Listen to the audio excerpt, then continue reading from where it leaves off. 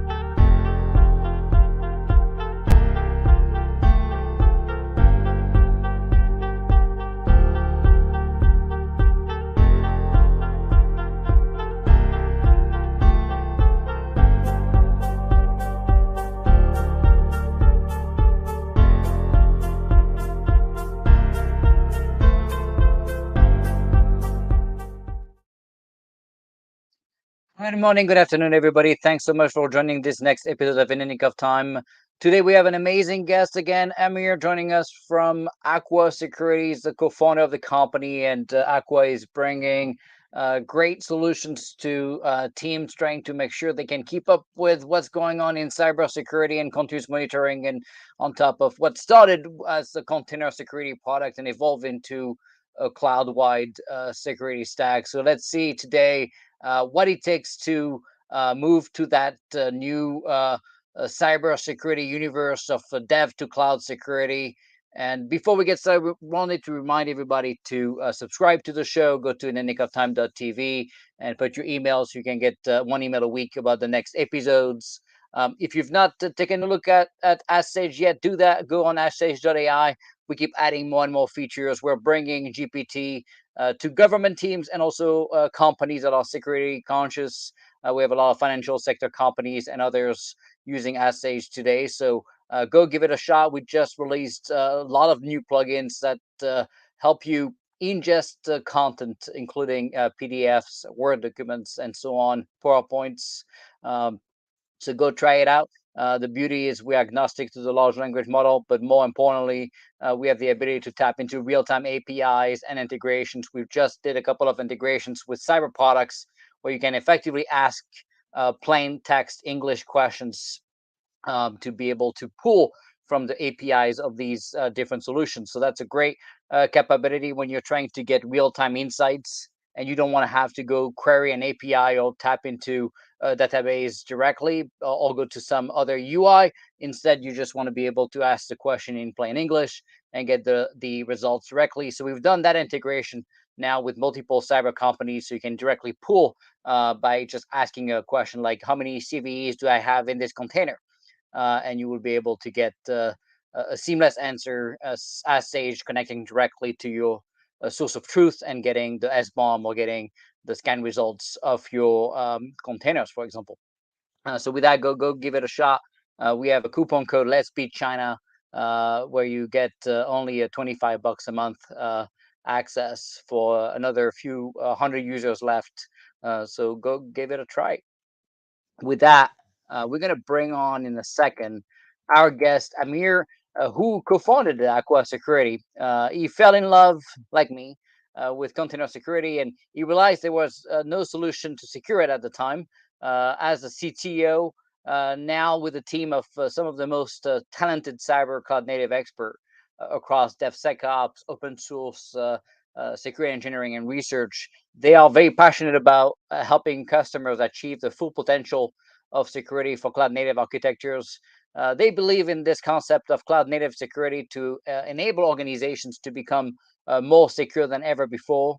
And before that, Amir worked at CA Technologies in the security group, helping Fortune 100 customers to secure their Linux and Windows hosts as they move to virtualization technologies. His areas of expertise are pretty vast, as you will see today. That includes containers, Kubernetes, of course, cloud security, enterprise software, software development, and DevSecOps. With that, let's welcome Amir to the show. Hello. Amir, good to have you. Hi, Nick. Hi, everyone. Very excited to have you. You know, you're bringing a very unique perspective on what is evolving in terms of the universe of cybersecurity, moving from stuck in time kind of assessments to continuous monitoring to cloud-wide visibility and understanding assets and really keeping track of what's going on in your networks across cloud providers, but also on premise. And it's a very fast moving universe. And so before we get started, we would love to be able to give you a chance to share with us a little bit of your journey so people can get to know you better. Over to you. Sure. So I started my journey early 2000 as a software engineer in a large American enterprise, developing code, developing security solutions. And about 2015, I came across Docker and containers. I actually went to a meetup in Israel, in Tel Aviv, and I've learned about Docker and containers and about the revolution that is happening because of the containerization. And like you said, I fell in love. I started playing with it, playing with the technology. And because I had a lot of security background, I saw immediately that there is, basically some missing pieces in the solution, missing pieces around role-based access control, about policy management. So I decided to jump into the water together with some of my friends. I left my day job, and we basically started Aqua together with the goal in mind to secure Docker containers. Yeah, and as you'll see, and we'll talk about today, that evolved rapidly from a container-centric solution to this universe now of cloud native and kind of all cloud encompassing security, which obviously can be a little bit bloated and difficult to track and really grasp. So when you look back now, 7 years later, with the success of Aqua, what do you see has changed in the last 7 years since you founded Aqua? So, 2015, we started as a Docker security, not even container security, but Docker Right. security, because Docker was the de facto standard, right, for containers. And as we started the company and a year passed, suddenly Docker and containers became the de facto for cloud, right? Organizations started to use the containers to move to the cloud. AWS, GCP, Azure, they all adopted containers, as a vehicle to the cloud. Kubernetes, about 2016, 2017, Kubernetes started to shape and form, and it became the orchestrator of containers.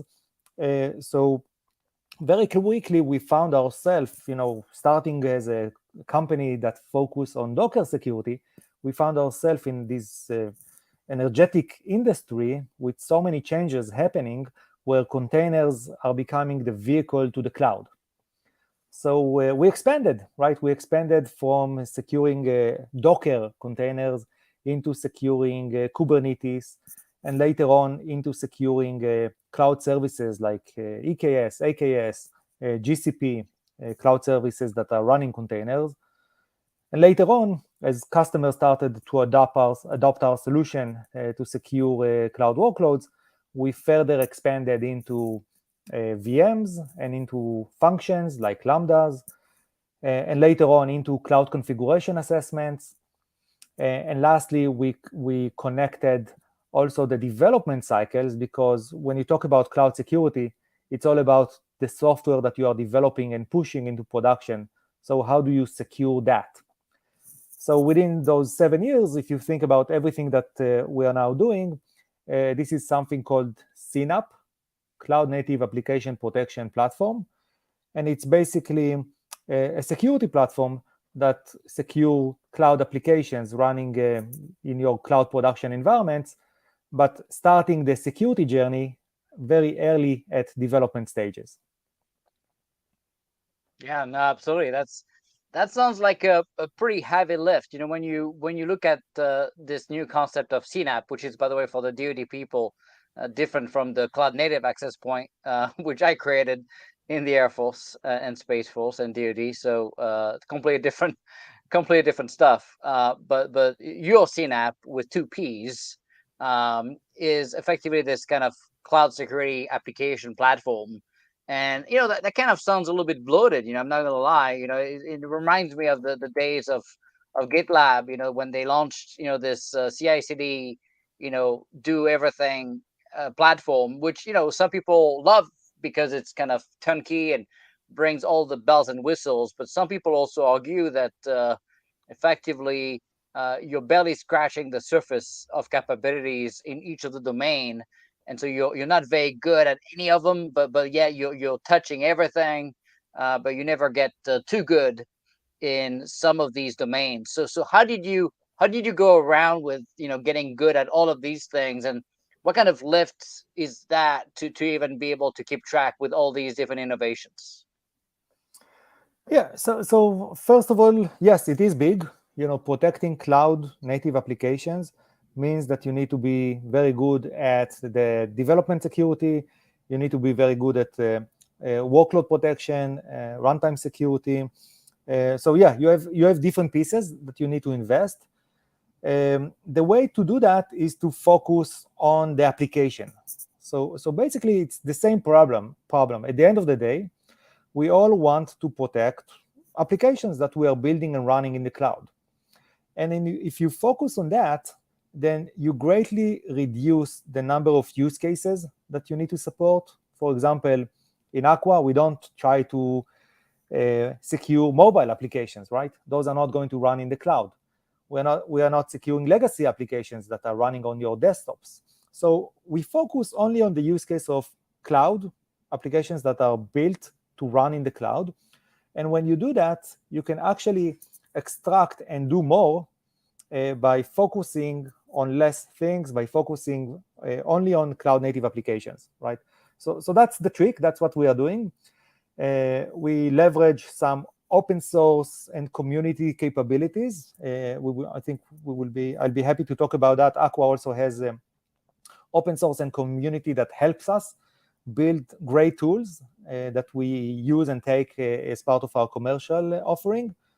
But more than that, I think that the fact that we focus on cloud native applications, we protect them from dev to production, really help us to do our job better. Yeah, so effectively, you kind of limited the scope of the complexity. You don't have to deal like we do with not only mobile apps but also edge, jets, bombers, space systems, nuclear systems, which obviously adds quite a bit of complexity.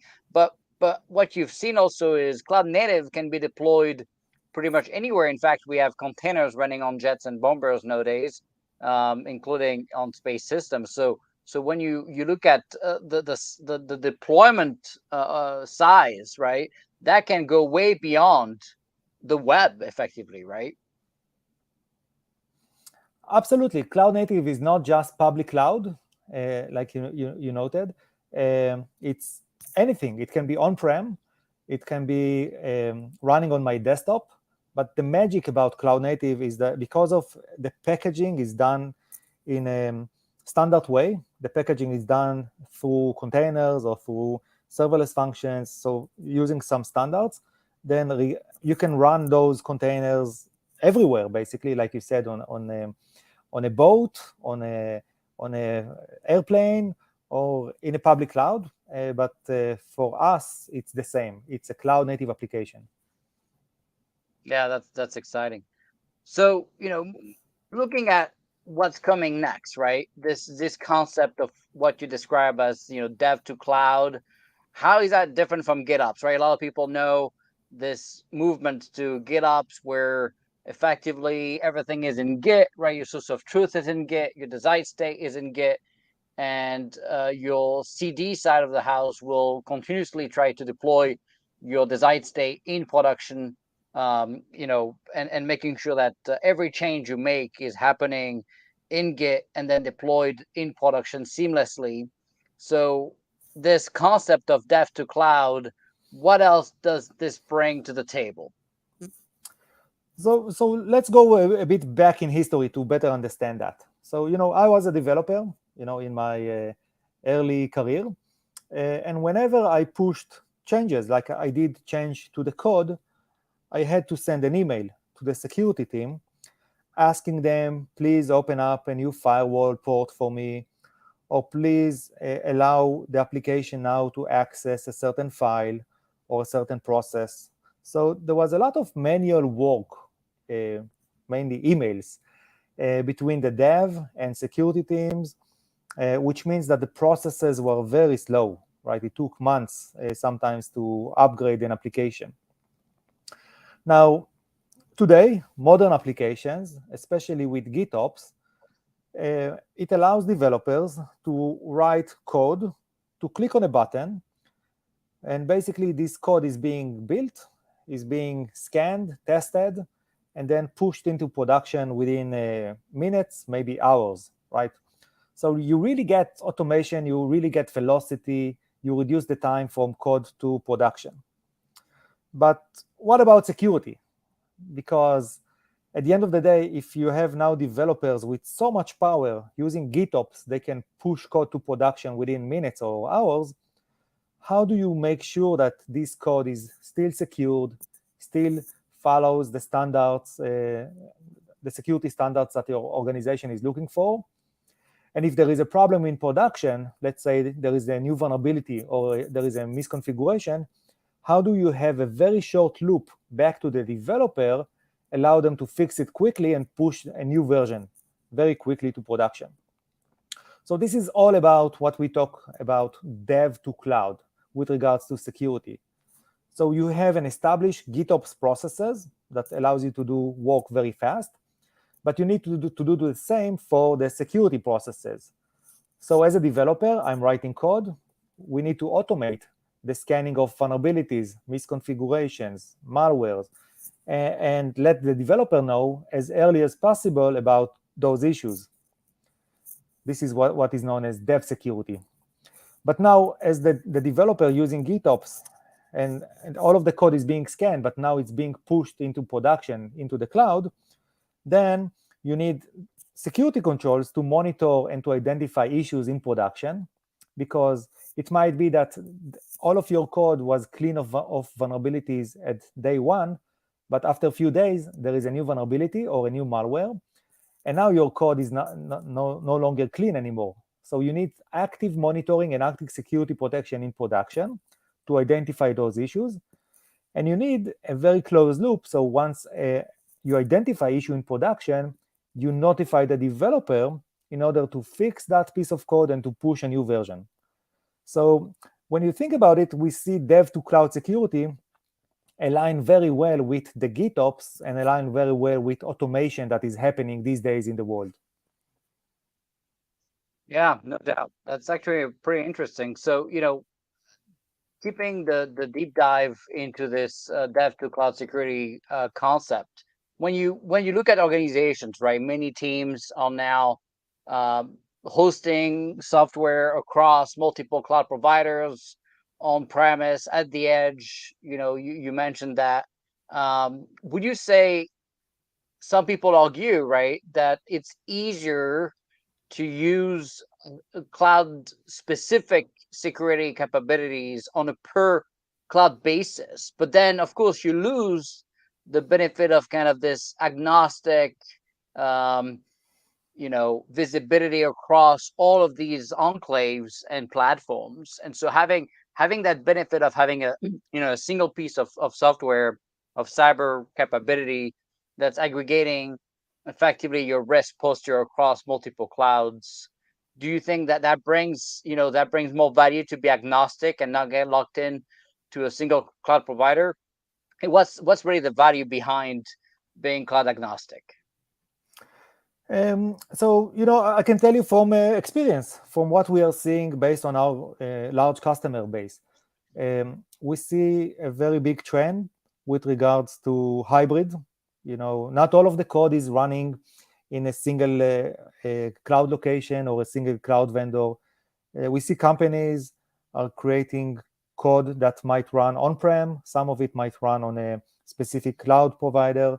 We see use cases where companies are using multiple cloud providers, either for resilience or to avoid lock-in. So we see all of the above, right? We see organizations are using complex environments. But I think even more important than that, when you look at the problem, and the problem is securing applications. And securing application is not just let's secure your cloud runtime, AWS account in runtime. It's more than that. It's how do you secure the development process? How do you make sure that developers are pushing the right code? And only then, how do you make sure that the code is running secured in the cloud account, right? So it's really about connecting the dev to production. That's what we are all about. And when you think about that, it's a big matrix. The matrix between dev and all of the dev tools, whether you are using GitHub, Bitbucket, or other SCM tools, into the build systems, whether you're using Jenkins, Circle CI, or other vendors, and then the cloud. whether you're using AWS, on-prem, Azure, GCP. So the matrix is so big that it's going to be very hard, to use a solution that comes out of the box, like you mentioned, with the cloud provider. So it's a bigger problem to be solved. Yeah, no doubt. And obviously there is benefits, right, from having a single set of capabilities to enforce the same cyber posture across multiple clouds. So you're not having disparity between implementations and between enforcement points. And so having that kind of single pane of glass, but also single policy enforcement point. A question I had for you is also, we're moving to zero trust. There's massive adoption of zero trust technologies, policy enforcement points. I always argued that it's very important for a large organization to have a single policy enforcement point capability across all the enclaves, so they can have the same kind of enforcement and policies across all these different implementations. And I would argue that if you federate and start connecting a lot of these different policy enforcement point capabilities across multiple products, and if you have different policy enforcement point technologies, it would be very difficult to achieve zero trust implementations, because by definition, if you have multiple policy enforcement points, all you're doing is trusting someone else policy enforcement point if you just federate it. So what's your thoughts on the policy enforcement point side of the house, and do you feel like having a cohesive implementation of PEPs gives a more a better implementation of zero trust? Absolutely. So if you look at the development lifecycle from dev to production, you have something between 7 to 10 gates in the dev to production, right? So you have a gate for vulnerability scanning. You have a gate for SAST, security testing. You have a gate for image scanning, and so on and so on, right? You have between 7 to 10. Many times you might use between 7 to 10 different solutions and vendors, right, for the same problem of securing applications that are being developed and running in the cloud. And now you need to integrate between 7 to 10 different tools. Like you said, if you want to apply zero trust, you need to evolve to use different 7 to 10 policy languages, policy decision points, policy engines. You need to monitor it, you need to manage it. Some of them do not support all of the capabilities that you are after. So at the end of the day, the consolidation into one platform that protects your entire CI/CD from development to production can solve all of those issues, and like you said, can help you implement zero trust in a much more efficient way. Yeah, that's actually very interesting, right? And if you look back also on the definition of the cloud native application, the CNAP, the cloud native application platform, um, who decided where are the left and right gates and what's supposed to be included? I know Gartner did a study on CNAPs, but where is the line? Is the line continuously evolving and you keep adding? I mean, do you find policy enforcement point and zero trust to keep adding more requirements and features, and like you talk about the policy templates and the different features of policies. How do we make sure when you compare, let's say you're a company, right? You want to compare different CNAP solutions with each other. How do you know the right criteria to use to know what to pick? Wow, yeah, that's a good question.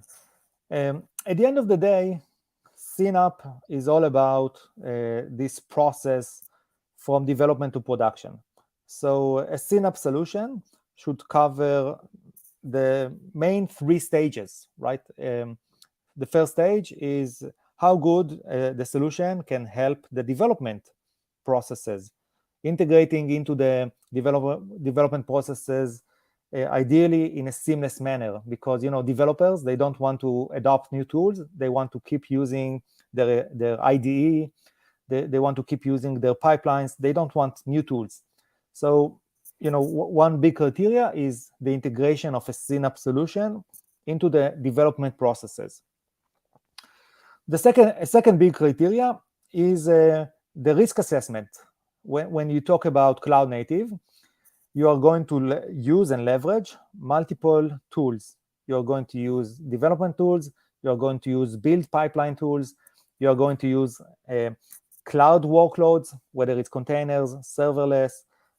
You're going to use cloud services, right? S3 buckets, databases, RDSs, a lot of tools. So a big requirement from a Synapse solution is the ability to do risk assessment for all of that tools, from dev to production. Basically, it means scanning those tools for security configuration issues, and hopefully mitigating the risk by fixing those issues. And the last element that should be considered when checking a Synapse solution is the ability to do runtime protection.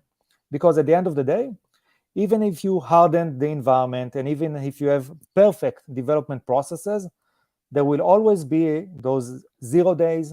There will always be the vulnerabilities that you are not aware of, or misconfigurations that you did not know of. And in that case, what you need in your evaluation, you need to make sure that your tool can identify malicious activities that are happening in production, in runtime, right? So if I just summarize again, 3 pieces for a Synapse solution: the development security, the security risk assessment across cloud resources, and the runtime protection. Yeah, that's a great summary of the key pieces. In fact, Charles was asking, where do you suggest finding more information on the cloud specific security capabilities, and is it different by platform? So where do you go? I mean, Gartner is a great resource, but what else is there? I think CIS, Center of Internet Security, is doing a good job for each cloud provider and for each cloud platform like Kubernetes, OpenShift.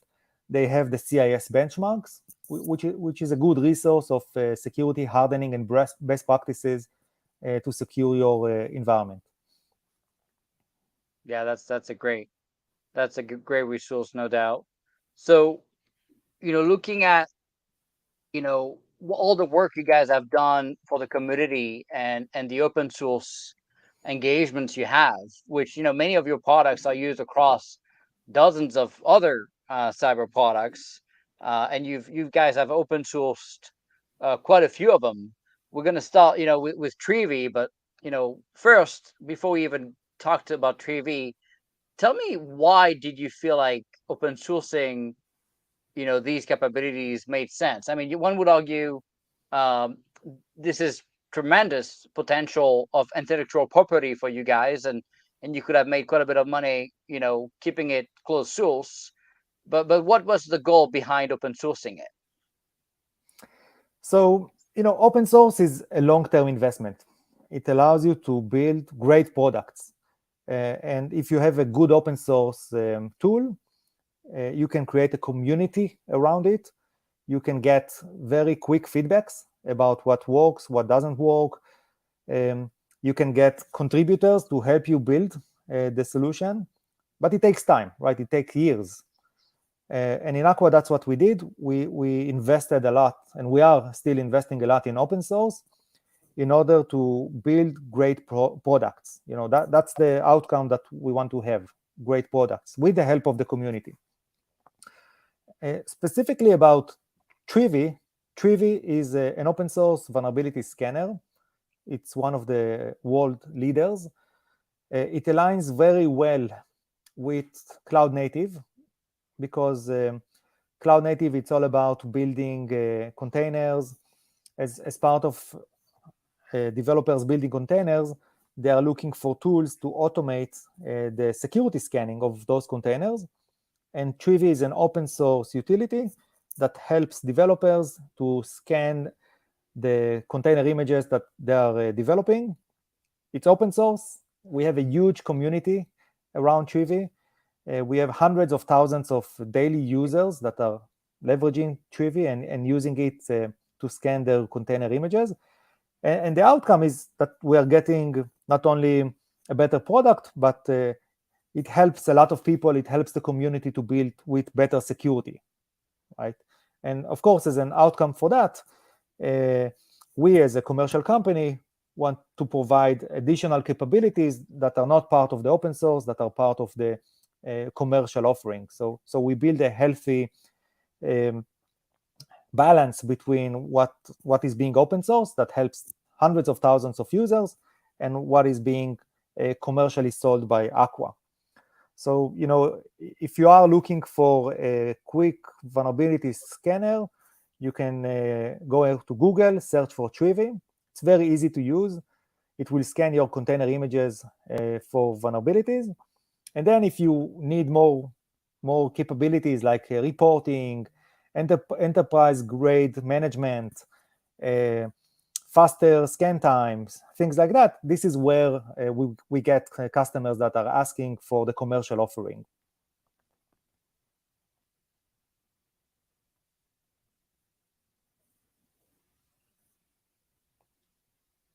Nick, still there? Sorry, I got a camera issue here, but no big deal. So in fact it's so good, right, that people use it also on many open source projects, right? And so it's kind of a chain of open source engagements. And full disclosure, in fact, we use Trivy on Sage to scan our containers at every commit. And what's interesting also is, of course, all the work you guys have done as well when it comes to the other side of the house, which is Tracee. So tell us a little bit about what the different. Not everybody understands, I guess, the difference between the two projects, and what is Tracee really about. So Trivy, think about it as a security tool for developers.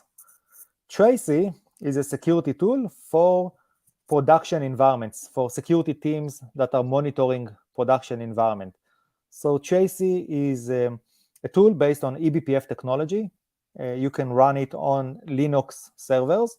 And what it does, it will monitor system calls. It will monitor activities of applications in production environment. It will look for malicious activities. And once it will identify malicious activity, it will notify you. So when you think about it, it actually, the combination of Trivy and Tracee actually allows you to build, a pretty good open source solution, starting from scanning vulnerabilities by developers, but later on, when you use Tracee, you can monitor activities in production and identifying malicious behavior. Of course, from Aqua perspective, our own solution is based on Tracee, but I would say probably Tracee++. Much more detection capabilities, much more actions that we can take. But the essence of it is the ability to monitor applications in production in a low-level way. So we see every process that is being opened. We see every file that is being opened, every network event that is being transmitted. So all of that is being monitored by Tracee in order to identify malicious activities. So how do you deploy Tracee today? Is that a daemon set? Is that a sidecar model?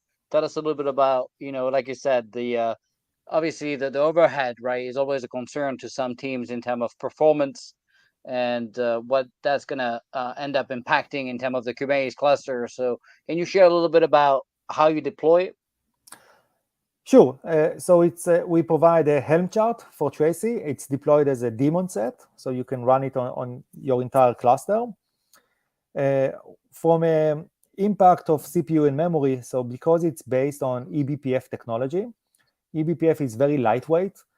It allows you not to impact the operating system.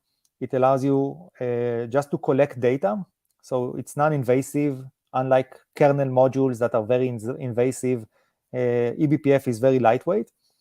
And therefore also the impact on running applications is minimal. Usually, when organizations are using eBPF technology like Tracee, we see an impact of something like 3% of the CPU and about 300 megabytes of memory. So that's the expected impact that you should see on your nodes. And that's not bad. And we had a great session with some of the founders of eBPF on the show. So for people that have missed it, go check out that episode. I'm gonna try to find the link of it. But eBPF is obviously a game changer, but it has its limitations when it comes to visibility and layer 7 um, work. So what have you seen when it comes to gaps with implementing eBPF, and what else are you using to get visibility at the layer 7? So with regards to Tracee, the open source project, you're right, there are gaps. So for example, it doesn't see layer 7 traffic, it cannot inspect network, right? So there are gaps in the solution. On the other way, if you are just wanting to start with something, very quick, give you some level of visibility, some level of identification of malicious activities, then Tracee is a great option. If you want to overcome those gaps and have more mature, more capabilities like layer 7 inspection, stopping attacks, not only detecting them, and then this is something that we provide as part of the commercial solution. It's not part of the open source. And so tell us a little bit about how you did implement this on the commercial product, and what kind of things you had to pay attention to that effectively eBPF was not enabling you to solve. So some of the benefits of eBPF, it's that it's very low level, right? So you get raw events, low level, with very minimal context, or sometimes with no context. When dealing with the commercial product, this is a challenge, because when you make security decisions, many times you need the context. You need to understand whether this application is part of a bigger picture that maybe is allowed to do operations. Like, I'll give you an example. You are monitoring a build machine. A build machine has different behavior than a regular Apache process, right? So in the context of commercial, those are some of the gaps that we need to overcome, which is adding or enriching data that is coming from the eBPF low-level information, and enriching this data by additional information, either coming from Kubernetes or either coming from the application itself. And when we enrich this data, we can take better decisions, right? We can take decisions that are in context, something that is very hard to do when you are low level, only looking at the eBPF level. So, and what would you say that's so important, right, for people to pay attention to what's going on at the layer 7? So, with the layer 7, we haven't seen new wave of attacks. It's still the traditional types of attacks, whether it's, database SQL injection attacks, or whether it's a manipulation of protocols.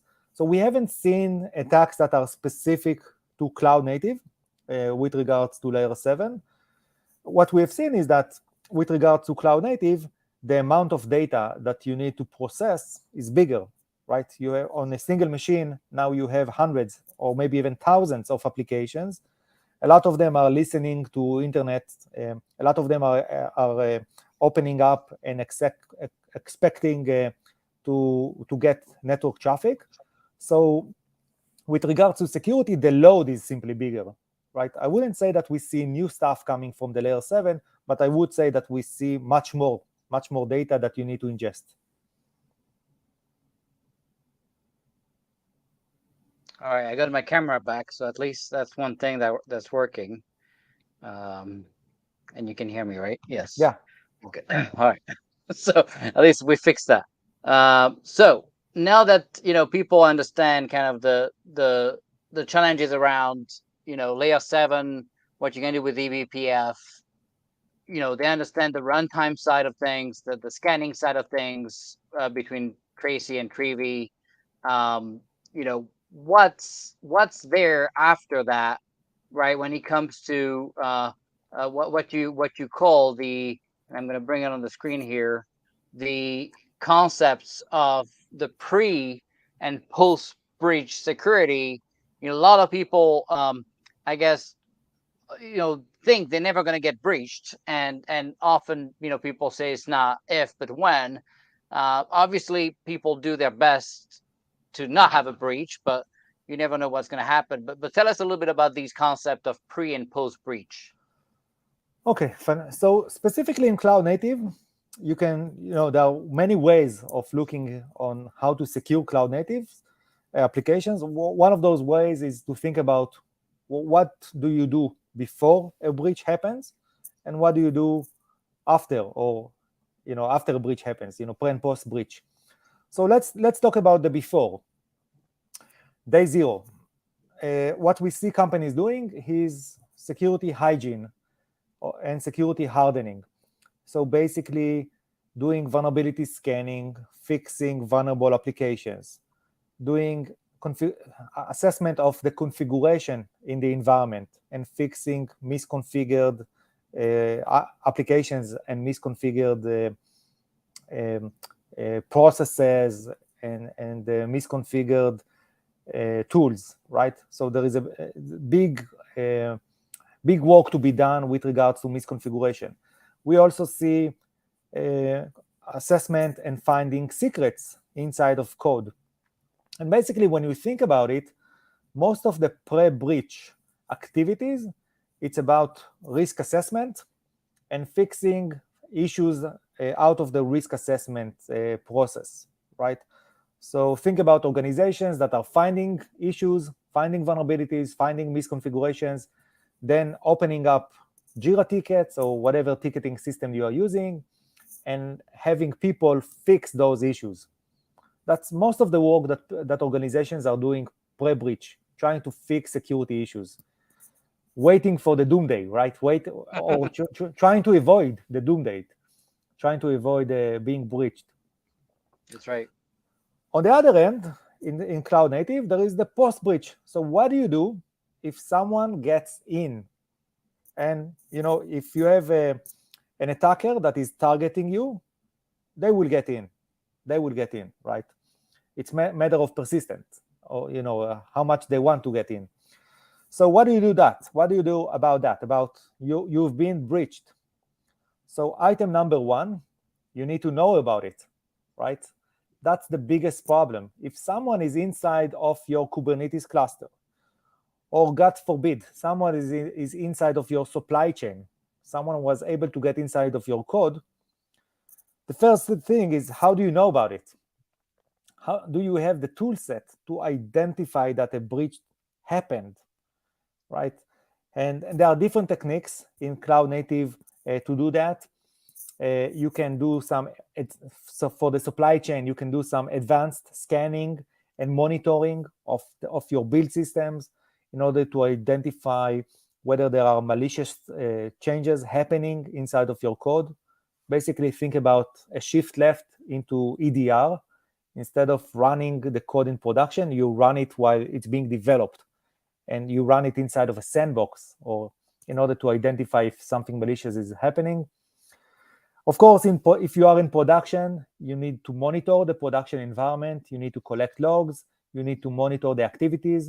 We mentioned Tracee and eBPF. That's one way of monitoring. But basically, you need to make sure that you monitor the environment and be ready to be breached. And once you identify, like I said, it will happen. It will happen. Once you identify that, then it's all about how fast do you operate, right? What's your mean time to resolution of a breach? Is it going to be seconds, or is it going to be days or weeks? It's got that the difference is We've seen breach that lasted for months, right? Recently with SolarWinds, They were sitting in there for months, and then often what they're going to do is laterally move to other crown jewels, and you never really get the full understanding, quite honestly, of the impact until it's way too late. So obviously that continuous monitoring and that continuous assessment is painful, right? Because there's so many attack vectors, right? Like you said, you talk about the supply chain. Look at SolarWinds, right? Someone getting into your cyber products, potentially then using that to get a foothold inside of your network. You have people getting into your source code in your Git repos, which now your CI/CD pipeline and processes are becoming part of your crown jewel. And if you don't have good security on your CI/CD pipeline, and you're not treating it almost like as maybe even more than your production systems, because if someone gets into your DevSecOps stack, they can effectively get into your production system as well. But they also get to tamper with your source code and all your source of truth of configurations and so on. And then of course you see 0 days, you see solutions. You mentioned Jira. Jira is well known for its 1200 CVEs with their bloated Java stack, and yet it's probably the most used agile solution right now, because there's not a lot of competition when it comes to Jira and Confluence. But yet you're putting a lot of critical data in there with a bunch of CVEs, right? So do you find people start asking more and more questions now that we have the SBOM tools and the scanning tools to find these CVEs? Do you think people start to care about companies that just keep claiming that a CV is not in the code path and is not exploitable, but we have no way of validating that? Did you find people want to see CVs addressed and fixed, and not just mitigated? So, I see all of the above, but I think what I see very often is a lot of organizations not balancing very well between the hygiene and the pre-breach, not balancing that with a post-breach approach, or even preventive, acting once a breach happens, like immediately stopping it. So we don't see a good balance. We see a lot of organizations focusing on the hygiene part, like you said, scanning for vulnerabilities, fixing them, and making sure that the hygiene of the application is very good. And they can use Aqua for that. So we see a lot of organizations focusing there. And sometimes they are not balancing that very well with active runtime protection that will prevent the breach. And if someone is inside, because there are still vulnerabilities, it's very hard to remove all of the vulnerabilities, and especially doing it very promptly, right? Very fast to remove vulnerabilities. So we are seeing that organizations are blind spotted with the post-breach effects and impact. You might have something already inside of your cloud environment, and you simply don't know about it. So this balance between investing in hygiene, making hygiene and hardening, making sure that you will not be breached, but also investing into, if I'm breached, then I have the right tools in place to mean time to resolution very quickly in seconds, identification of the breach. That's the balance that I would suggest you to look at. Yeah, the other aspect of this is the fact that the sooner you identify it, and the sooner you prevent the malicious actor to laterally move into other crown jewels, the more you decrease the impact of that breach. So people, I think, particularly in the government audience listening to you now, are kind of freaking out. When we hear well, it's not if but when we're going to get breached, and it's going to happen. And we've seen again recently the Department of Transportation getting breached with 250,000 something employees, government employees' data getting breached and leaked. I don't have enough details to know how long that lasted and what was the mean time to recovery, but I can promise you it wasn't seconds, that's for sure.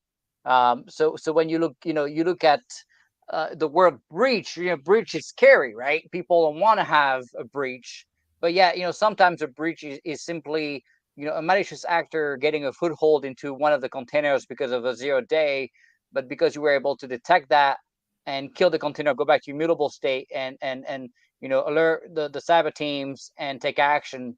That is not a big breach. That's just effectively just I mean, it's not good, but the fact is, it's very limited in terms of impact, and so you mitigated drastically the consequences of the breach. So I think it's important to realize that when you implement runtime security and you have these capabilities to be able to alert and monitor what's going on in runtime, you also end up minimizing drastically, not just 10%, but I would argue probably 90 to 95% of the impact of that breach that it could have had without the monitoring and the runtime security. Would you agree with the fact that the the better runtime security, the more likely you're going to mitigate and minimize the impact of that breach?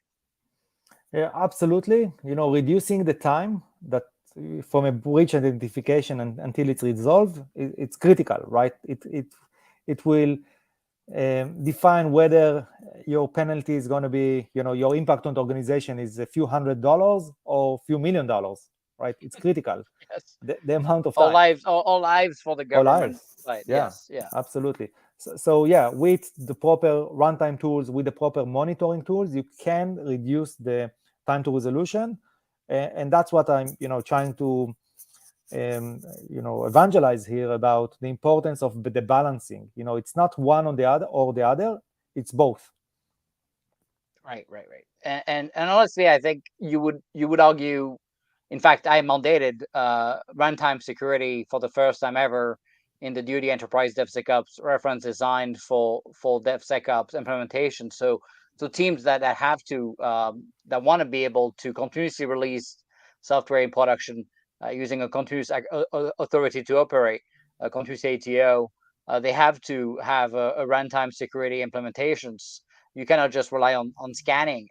By definition, scanning is going to miss stuff, but also you have so much noise in scanning. One would argue there's a lot of false positives. There's also a lot of findings that are not found because the scanner missed them.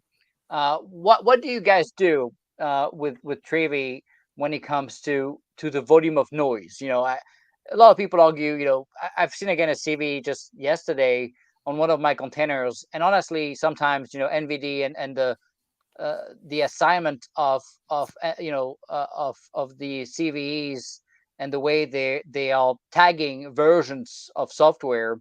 That one was for Kubernetes, and it was impacting allegedly all of the versions of Kubernetes. But then you look at the description of the CVE, and it's only for OpenShift.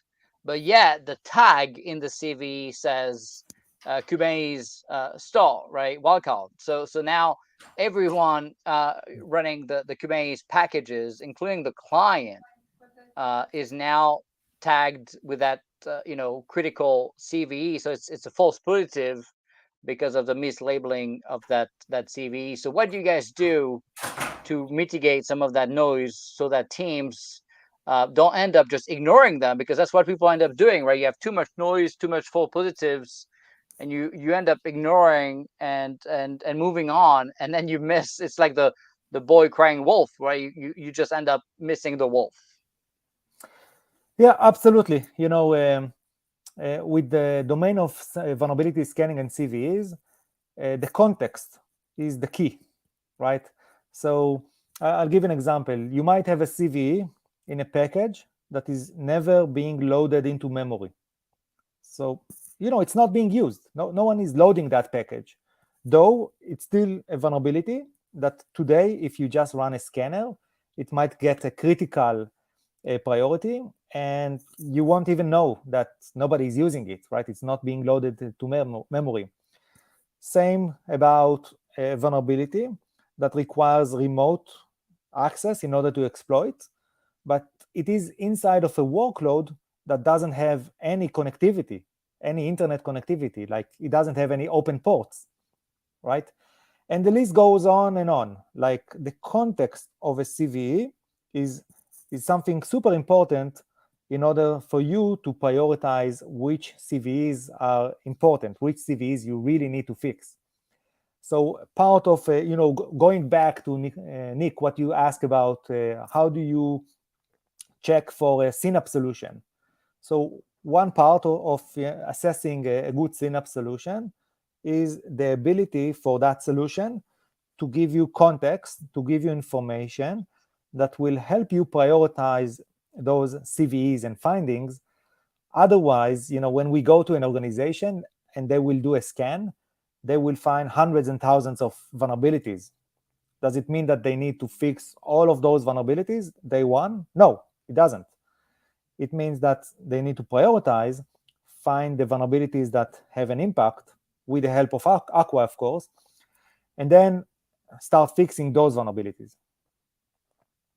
And how do you guide people on how to prioritize? What's the right approach? I know a lot of teams are trying to find also whether CVs are exploitable, right? So marking them as exploitable could be a way to prioritize, two or even maybe one critical that's not exploitable versus a high that's exploitable. You probably want to fix the one that's exploitable first, regardless of the severity. So how do you deal with that, and how do you help companies pay attention to the right priorities? So the three main properties to help prioritization, the three items for prioritization that we see. Number one is internet connectivity. If there is no internet connectivity for that workload, it gets lower priority, right? Because people cannot access it. And just a question, I'll follow up on that, right? How do you deal with lateral movement, right? So let's say I have a container A that has internet connectivity, B has not, but there's connectivity allowed between A and B. So now, as a managed sector, I can get into A, and then I moved on to B, and yeah, B has no internet access, but it has, maybe no service mesh with MTLS enforcement, or maybe there is no whitelisting of traffic between container A and B, and so now I can connect to container B and run that critical, vulnerabilities because now I connected through another mean. So how do you deal with lateral movement? Yeah, I don't ignore containers that do not have vulnerability, internet access. I just lower their priority. Right. We need to fix them. You need to fix Right. the critical vulnerabilities, but I'm just giving you the formula, I see. to prioritize. Right. So number one, if it has internet connectivity, you fix it. You fix Right. those workloads. Most important. Right. So Number it's more two, the other way around. It's more if you have internet, it becomes a top priority than if it doesn't, it's not at the bottom of the pile, right? yeah, absolutely. Internet Okay. connectivity, you fix it. Yep. Then exploitable, right? Yep. Uh, How do you CVs, find that if it's exploitable or not? Do you guys have uh you know data to help defining which one is exploitable? yeah, in Aqua product, for vulnerabilities that are known to be exploitable, like there is an active exploit in the wild that you can either purchase or just download from public sources. Then Aqua, we specify on the vulnerability that it is Mm. exploitable, right? Because it gives it a higher priority to fix. Right. Ex- That's probably one of the most important one for sure. Yeah. yeah, if it's exploitable, it means that it's easier It's easier, and for, and the for the hackers. bad guys are gonna pay or download these and prioritize, scanning for those, obviously. So Yeah.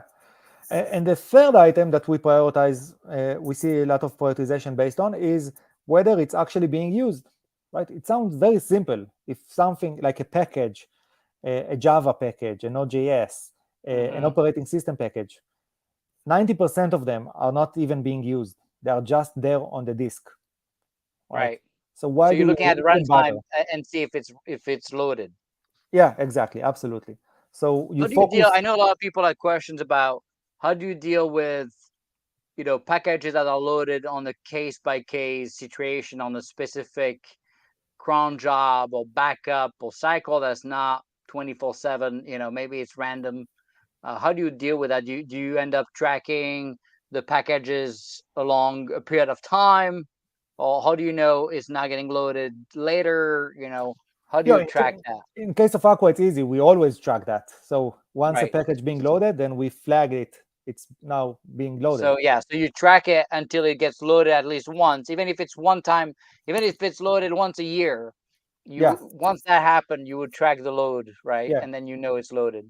Yeah, it trigger an event that we show you, hey, this package is loaded, right? So that's how we do that. So inside of loaded, there is another level. Sometimes people also look at that, is whether it's loaded and accessible. Like there is a path in the code that allows you to get to the vulnerability itself. Let's for example, log4j vulnerability was on a specific function inside of. Right. So if the function is not called, so were you able to do that with Aqua? You can actually go down to the function level of a module or something and see if that function gets called? Yeah, we have that as part of the dev security product of Aqua. When we scan for vulnerabilities in the code, we also show you whether this function is accessible as part of the scan.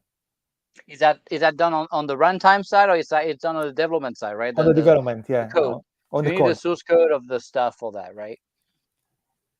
Yeah. You need the source code for that. Yeah. So if people were using log4j through a partner that's an off-the-shelf binary, you would not be able to find that there, right? Not the tracing. Not the tracing. Only the loading of the packaging in runtime.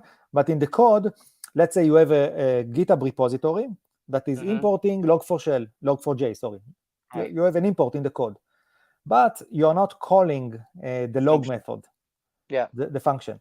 So in that case, when you use Aqua Supply Chain Security, we tell you, hey, you have log4shell, you import it, but there is no access in the code to the vulnerable piece of code, right? So we lower the priority.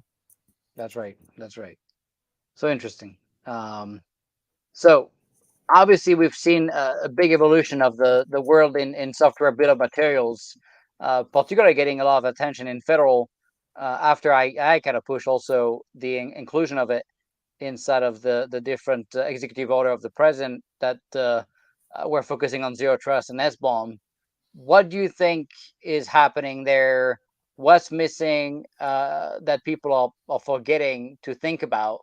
And what do you think people need to worry about when they look at SBOMs, either of open source products or commercial products, or even their own SBOM?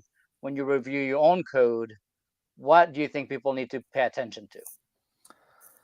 So, the idea behind SBOM is fantastic for security vendors, right? It gives us full visibility into the packages, the contents of the application. So it can really help security vendors when each application has its own SBOM. Some of the challenges that we are seeing is with regards to standardization. So today, there is still not a very standard way to sign an SBOM, to save the signature of an SBOM together with the image, to look up for an SBOM signature. There are some projects, there is a lot of work done in different standard groups, but one of the challenges is that, unlike if I go back to 2015, Docker and containers, Docker defined the standard of how containers are being built, distributed, and executed, right? There was a standard that was default across the world that everyone adopted. When you look at SBOM, it still is work in progress with regards to the standards. Do you use Cyclone DX? Do you use SPDX? What is the format that you use? How do you specify the vulnerabilities in an SBOM? Do you use VEX format? Do you use OpenVEX? Still a lot of work being done there. Where do you save the SBOM? Is it in a file system? Is it in a container image registry? Is it as a layer inside of a registry? Like there is still discussions in the industry about that. I think those discussions and a lack of a clear standard is something that delays the adoption of SBOM. And you ask about what worries me. These are the things that worries me. The fact that there are few standards, but no real standard that is clear and dominating yet. Do you think having that standardization is the key to success, in a sense that if everybody is doing their own things in vacuum, so having options, I guess, is not always great, and it's for an organization, you would argue, supporting better one option is better than having a bunch of options, I guess. Yeah, and if you go back to 2015, right? There were containers before Docker. If you remember, Mesosphere had their own container. OpenShift had something else. They did not use Docker containers, right? There were few standards for containers, but then came Docker and changed the industry. Like everything changed. Everyone just adopted the Docker standard. I'm looking for something similar to happen with SBOM. Right now, there are few standards. There are, I would say, camps. Different vendors are using different variations of SBOM, formats of SBOMs. And to your question, I do think that the fact that there are more than one standards in the industry, at the end of the day, it creates limitations, and the adoption is not as fast as could have been if there was a leading standard. And do you personally have a favorite? I know the Linux Foundation is pushing SPDF. Which one would you say is your favorite? I would just say that Trivy supports both SPDX and CycloneDX. I wouldn't say you don't have a personal favorite. Well, I wouldn't say more than that. I have a personal favorite that's SPDF X for me. At least I think they're both very good, right? But Yeah. at some point, if you have to pick, at some points you got to pick. So, but it's not just the standard of the format. Also, where do right. you store it?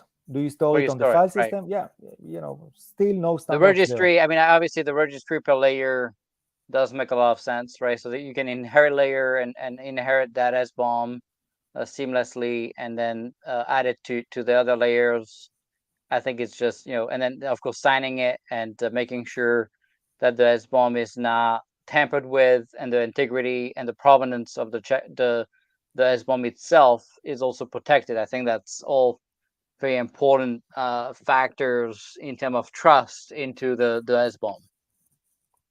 Yeah, connecting them together, both the image and its SBOM. Absolutely. Right. And of course, if your build server is compromised and it's removing findings in your SBOM or CVEs, by definition, that's a pretty big problem, right? So the provenance and the integrity of the build server is probably as important. And so treating it as ephemeral and ideally it's containerized, and ideally it's also part of the same security enforcement footprint for your build server than you use for your production system, so you have the same visibility in terms of who is getting into your build server. How much do you see, I guess, in your customer base, people understanding the importance of their build server and their DevSecOps platforms? How much people are paying attention to the security of those pieces? Yeah, I think ever since SolarWinds, it got headlines right in the news.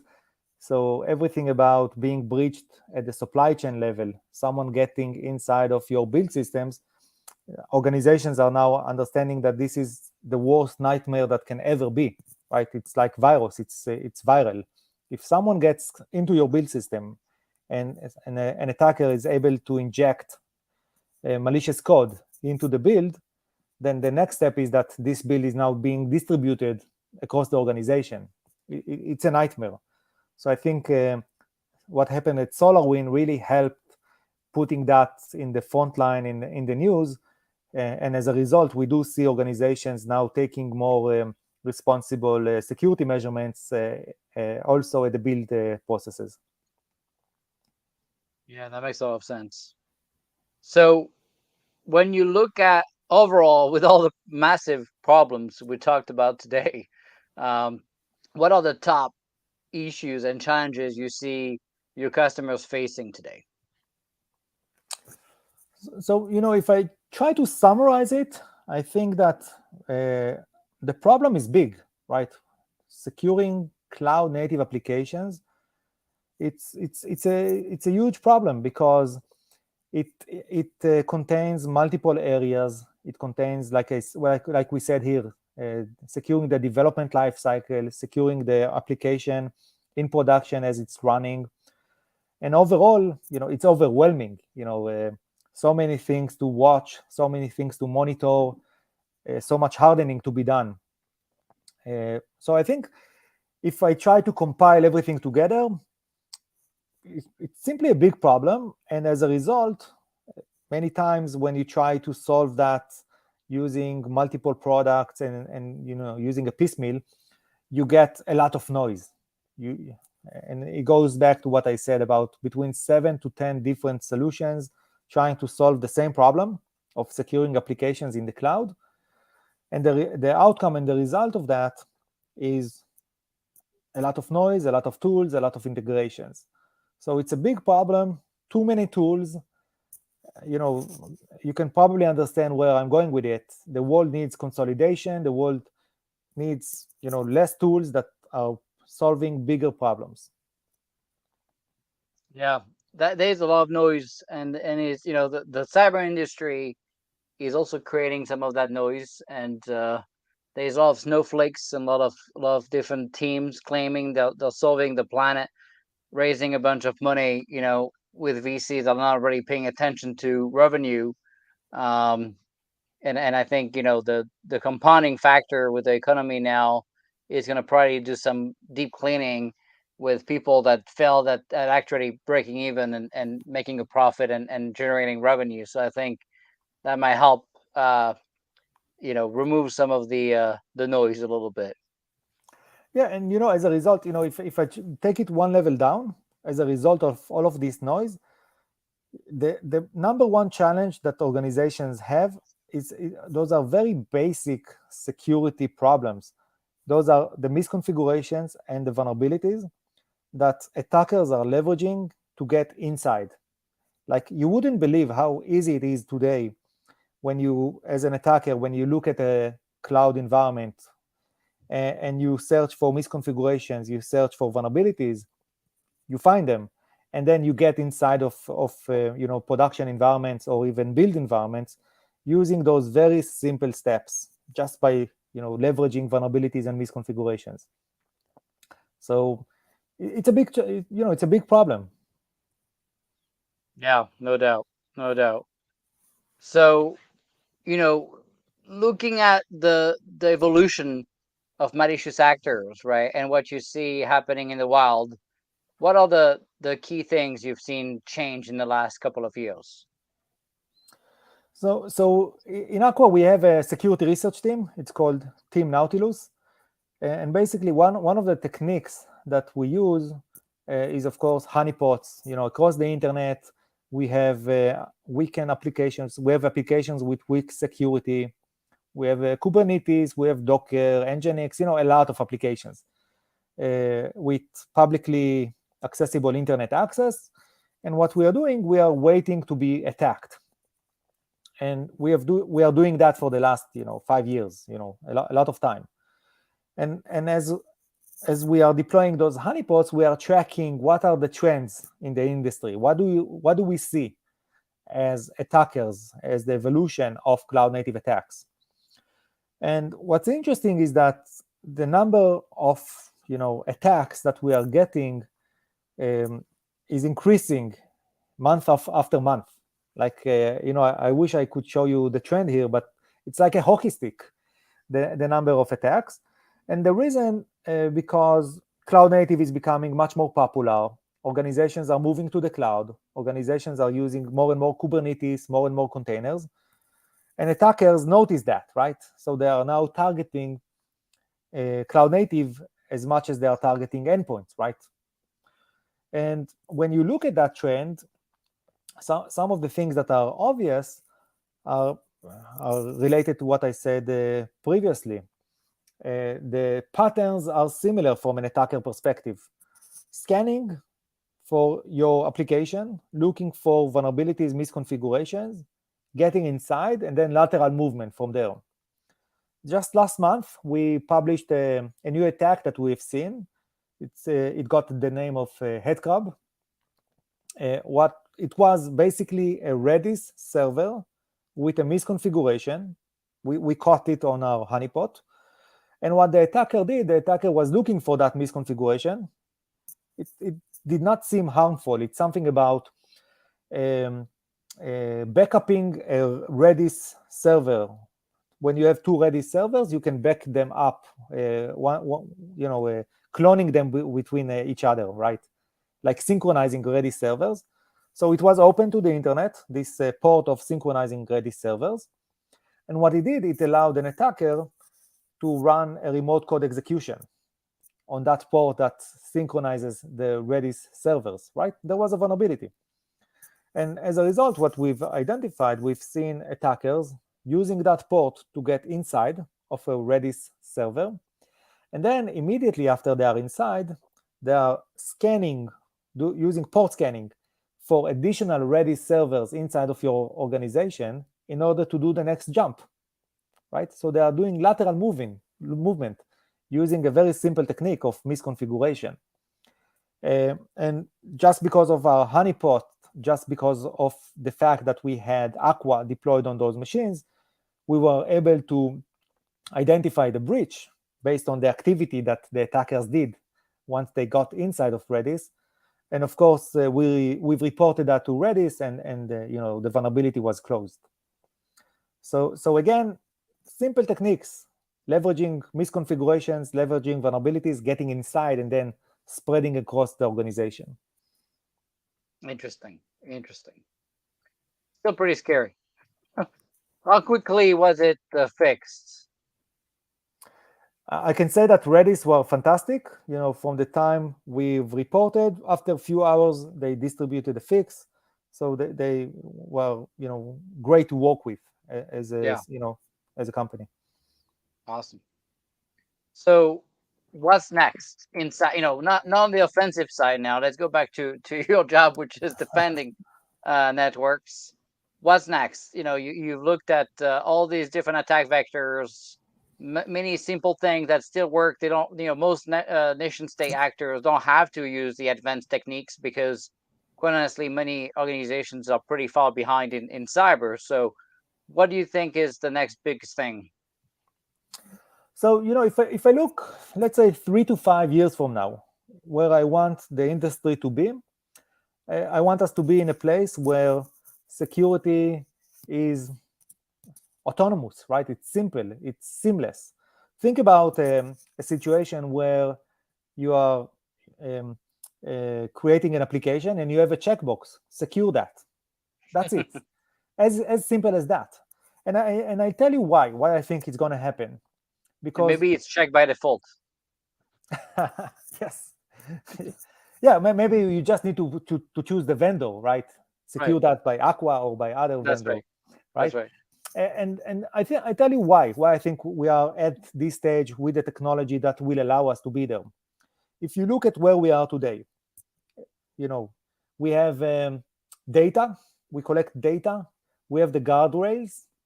Organizations are putting security controls in the pipeline, in the cloud, in the workloads. Like there are a lot of guardrails and data-driven capabilities that are now easier to do, right?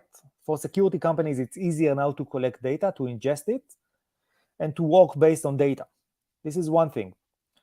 The second thing, when you think about autonomous security, as we are collecting data, organizations can create policies, right?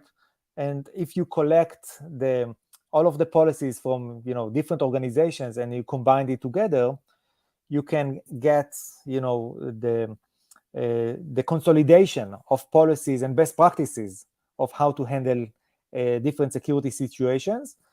And on top of that, of course, the response and the playbooks. What do you do when there is a breach, right?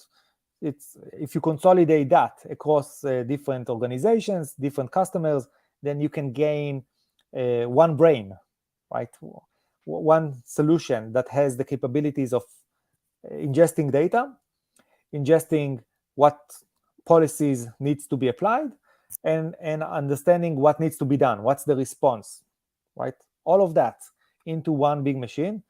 I don't want to mention AI, but if you add AI on top of that, That sounds like AI. That sounds like AI. What you're describing here. if you put AI on top of that, suddenly you can automate a lot of things, right? You can automate the decision making, you can automate the remediation processes, you can automate the fixes of security vulnerabilities and misconfigurations. So it all boils down into, at the end of the day, one checkbox for autonomous security. You still need to deploy the security tools, the guardrails, the controls, but with all the data that we are gathering and all of the wisdom that we are collaborating as one collection, with all of that together, we can be in a state where security just works out of the box using a checkbox. Interesting. So, I got to ask you the question, obviously. I'm a little bit biased, but technologies like GPT, right, are augmenting cyber capabilities. You've seen Microsoft announce their Sentinel with GPT power capabilities.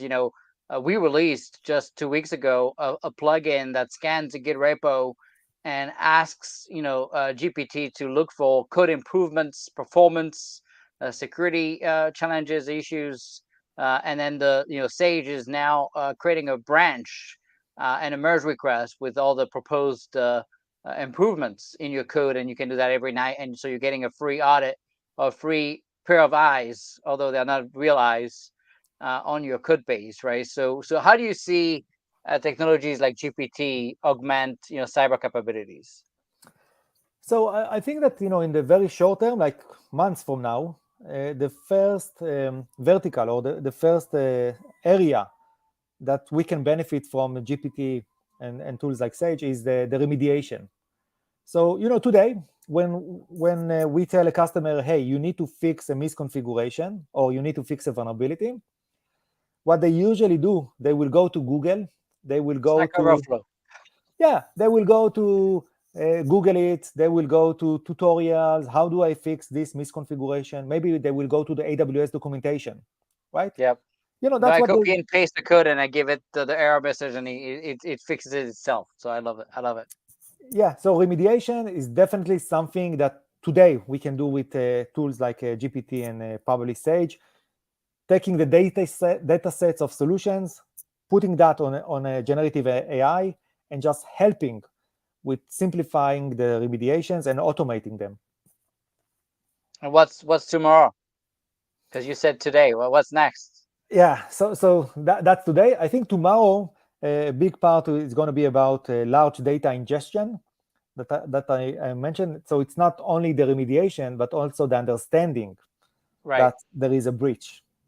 And the state and the detection and no doubt. It's very good at extracting information from logs, and it's very good at finding patterns. And I've done a few exercises to do that, and it's very good. It's kind of also pretty amazing at data labeling and probably looking at patterns and categorization. So pretty cool stuff. So what keeps you up at night with all this? So honestly, I hardly sleep, Nick. I sleep less than 6 hours every night. Wow. It's a problem. You're a machine. Is that because you can't sleep, or is that because you just never sleep? Probably a combination. I have the same problem. So yeah, according to science, I will probably not going to age very long without sleeping. So I need to fix you need sleep. That's right. But seriously, I think that in the domain of cloud and cloud native, the attack surface is so big, and we see cloud providers adding new services every month, right? So when you have an AWS event and they now announce a new service, it means that you probably have between 30 to 50 new security checks that you need to do, right? To ensure that. And they don't just announce one; they announce 10, so it's like 500, right? So yeah.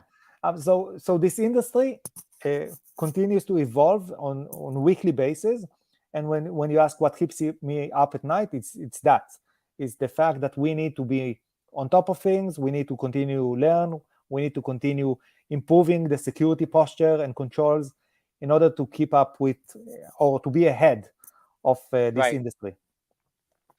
Obviously you are born in Israel, but they are some of the best cyber offense and defense guys in the world in Israel. Many cyber companies founded in Israel.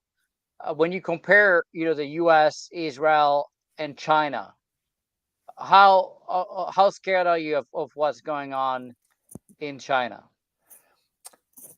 I'm biased because first, I'm Israeli, but second, in Israel you get a fantastic school, which is the Israeli army. So Yep. one of the reasons that there are a lot of cyber startups, including Aqua, is that the army is a great playground, Trained. Right. trained.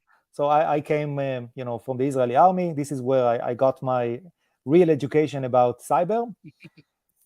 So In the U.S., we teach 50 years old stuff, so it's not too good. I mean, look, the IC is doing pretty good. DoD is a different story, but okay. Anyway. So Israel has a lot of challenges and political issues. Security and cyber is a big part of ensuring that we stay safe.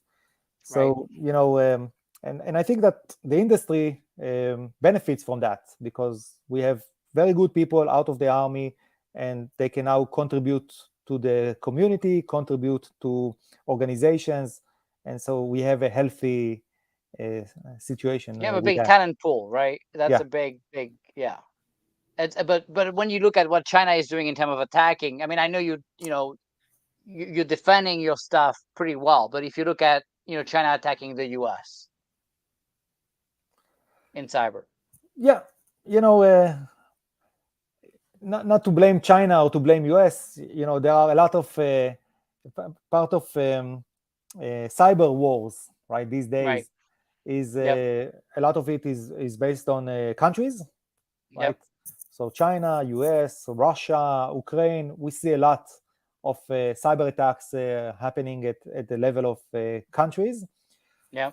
It's concerning, right? It's concerning because the impact of a cyber attack that is done at the country level can It's be, powerful. Yeah, it's they can take down planes, automobiles, power plants. Like, it's extremely powerful. As a technologist, I see that as a challenge. That you ask me what keeps me up at night. It's a challenge to be on the defense side and to try to defend against those attacks. right. No doubt. Do you see a big growth in activity coming from China and Russia in the last couple of years? Or Yes. So when the Ukraine Russia started, we saw a big growth, between those countries, yep, trying to attack each other. China, US, for a long time, there is a growth there that we are yep. tracking. You know, at the end of the day, the world is full of interesting stuff, and cyber is one of them. That's right. That's right. Well, wanted to thank you, for joining us. It's been amazing. You gave us a great overview of cloud native security and kind of all the pitfalls and things to pay attention to and things to embrace and not putting your head in the sand. I'm always giving the last words to our guests. So over to you to give us some parting words. So, just to summarize, I think if I look back when we started the company in 2015, the world has evolved, right, quite significantly. Um, we see that organizations are moving to the cloud and adopting cloud native technologies. And actually, we see that as an opportunity when you think about it. When you implement security right in a cloud native environment, you can actually get security that is much better than what you used to had because of the the cycles that are very fast, because of the ability to shift left. There are a lot of reasons why adopting cloud native will actually get us into a much better place from a security perspective. And this is what Aqua is trying to do. Yeah, that we totally appreciate you and everything you're doing to help us provide the tools to protect the nation. So I wanted to thank you and also thank the team for open sourcing a lot of the tools that thousands of teams are using every day. With that, I wanted to thank everybody. See you next week, Tuesday, 1 p.m. Eastern. And make sure we keep up the good fight to have a fighting chance for our kids to win against China 20 years from now. Stay safe, everybody. Thanks. Thank you.